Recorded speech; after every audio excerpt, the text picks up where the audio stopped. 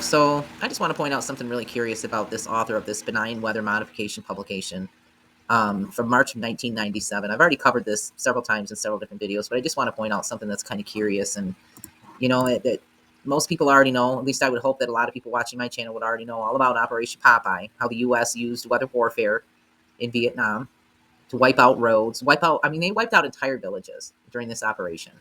And the synchronicity has always been very curious to me ever since I really started researching this kind of stuff. And when I came across Operation Popeye and the information, it was curious to me that on March 18th, 1971, which is 2 years to the day of my birth date, it was exposed to the public by a Washington Post reporter named Jack Anderson. But prior to that, anyone that was talking about it was accused of being, they said Anderson's wild tales were completely false. But then they had to finally admit that he was actually right. And, in case you're not familiar with Operation Popeye, just do a quick, basic search for Operation Popeye, and you'll come up with the information for it, because it's already been talked about and it's already been exposed. It's already been something that has been known for a very long time. And we're just going to move forward like, no big deal. We just completely destroyed entire villages. Entire generations were completely swiped off the face of the planet during this, military operation in Vietnam. But, whatever. It's just science, right? It pisses me off that people are still just so ignorant to all of it. But the synchronicity I've always found very curious with my birth date there. But in this particular publication, I know I've covered this quite a few times, but there's been a couple of those videos that have been removed in the last few years. And it's just curious to me, some of the connections with recent events, even with North Carolina. And this particular character here, Barry B. Coble, Major, U.S. Air Force, School of Advanced Air Power Studies, put out this publication in March. I'll zoom in on that so you can see March of 1997, Air University Press. And it's curious to me because a lot of these people that get into the military in these higher positions and these more influential positions and commanding positions, so to speak, they get into it for a specific reason, and then they make a lifelong career out of it, okay? And when we look at this information here about the author, okay, it says Major Barry B. Coble was commissioned in 1981 through the Reserve Officer Training Corps at North Carolina State University. And his first assignment was as an environmental simulations analyst at the U.S. Air Force Environmental Technical Applications Center at Scott Air Force Base in Illinois. From there, he went to Fort Bragg, North Carolina, you don't say, as officer in charge, OIC, of 7th Special Forces Special Operations Weather Team and assistant OIC of the 18th Airborne Corps Weather Team. After completing an Air Force Institute of Technology assignment, he returned to Scott Air Force Base and worked in the Special Projects Directorate at Headquarters Air Weather Service. And he then went to Ramstein Air Base in Germany. Okay, this is where I thought it was very curious, because I pointed out in a previous video, and I've pointed out before, that Germany has their own weather modification program. And Germany has been operating off to the east, the southeast of our location.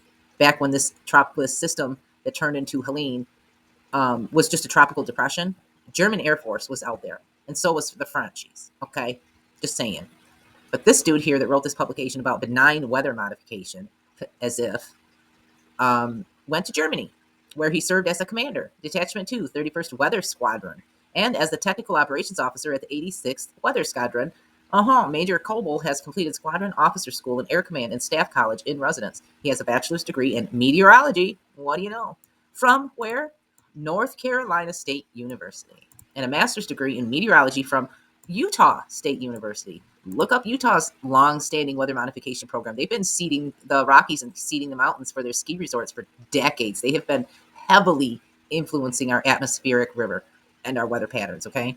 In July 1996, Major Coble was assigned to Headquarters, U.S. Air Force, as Chief Weather and Navigation Systems Requirements. He's a 96 graduate of the School of Advanced Air Power Studies. So this guy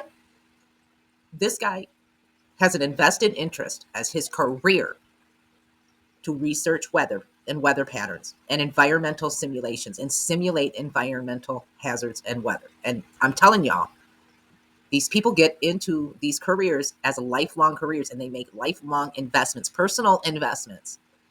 Okay? So when you're from an area like North Carolina, you have this type of a background, you kind of have an invested interest in what's going on, don't you think? What do you think this guy thinks about Hurricane Helene? I'm sure he knows all about it, okay? I'm not going to read any more of this. I've already covered it so many times in so many other videos talking about why study weather modification and the history of it.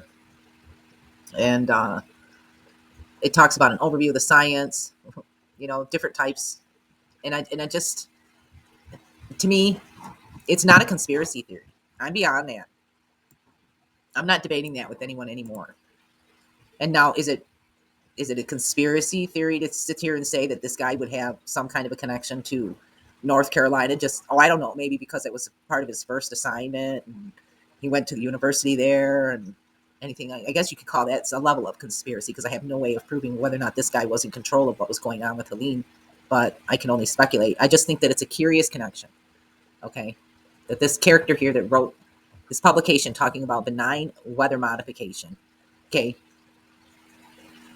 is it connected to North Carolina? Just saying. Stay safe and mindful, folks. And if you want to see any more about this publication here, you can look it up yourself. Just look up Benign Weather Modification by Barry B. Coble, and it'll come up with the PDF file for it. Or you can go back through my videos in the playlist on weather modification. There's several. I think I did a 6-part series sharing some of this. And if you come across a video that says that it's not available, it's because YouTube probably removed it, because I was talking about something to do with COVID at the time, because it seems like it was around COVID when I had first covered this and done the 6-part series. And I, had several videos removed because I was talking about masking and I was talking about vaccinating and all that, vaccines and inoculation, all that stuff. So if you do come across a video that says that it's been removed, just let me know and go to my, community page and just let me know, make a comment on my most recent post or whatever, where I can see it, and I'll go back through my videos and see if I can figure out what's going on or maybe reload it. But anyway, just an interesting, curious little connection between the author of this publication about benign weather modification in North Carolina. I just thought I would share that. Stay safe and mindful, folks. Know that I appreciate you and that you matter very much to me. It matters very much to me that you stay safe and mindful.